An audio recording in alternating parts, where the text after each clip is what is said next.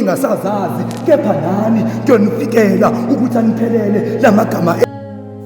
Angisaboni ukuthi khona yakafike kweyami inhliziyo yakuthi ufike ngothando ngokudlulala inhliziyo yami. Inhliziyo yami uyishiye ilenga, akekho nozokwazi ukuthula kulo yami uthe phela mina ngithe ngithanda manje ngitshela ngisho nezihlobo zami nabangani.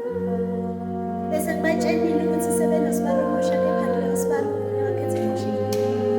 Ungishiye ngedwa, angisaboni ukuthi sengizokwazi ukuphilela lo mhlaba. Angisaboni ukuthi ngizokwazi emathuneni abanye bangikhombeza izweni, kodwa mina ngicela eceleni kwami noma ngabe akasekho emhlabeni, noma ngabe usaphile emhlabeni, uma ezothi mntanami ngisakubona ngangijabulisa lokho, ngoba ontanga bayakhuluma esikoleni.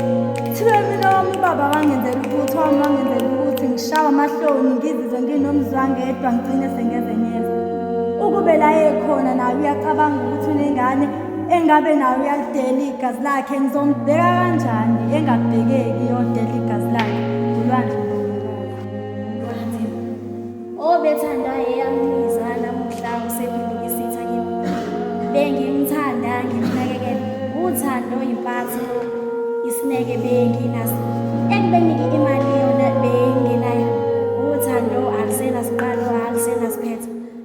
Baqalile bayakhuluma onaba balalele nawe ukuthi bathi ukhumbule ukuthi le mizi esikhuluma ngayo yeyami akusiyeyami, akusenani ntetele enhliziyo yami.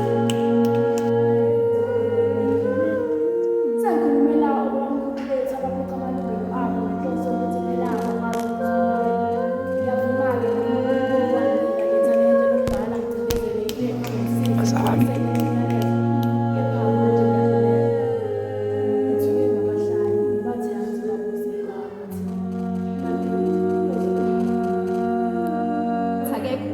Endlini yakwethu kulenga ukhiye ngihlele eminyango nginethemba ngithi mhlawumbe uzobuya, kepha akabuyanga namanje ngisamlindile ngisathuza.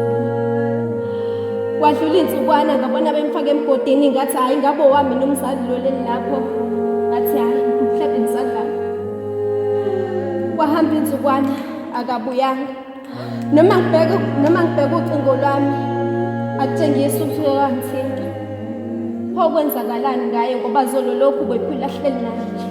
Bekumnandi sihlala naye, yonke into siyenza naye, kepha ensukwini zakhe zokugcina akangazisanga. Vele baba wethu, mndeni wase-Afrika, ngivumeleni ngigadle ngiphindelele kule mpica abadala bahlanganeli bempi beshumani nabezomthetho bezama ukunqanda lolu dlame oludlaphile kuleli lakithi e-Afrika. Ngithi maluju ma-Afrika mahle.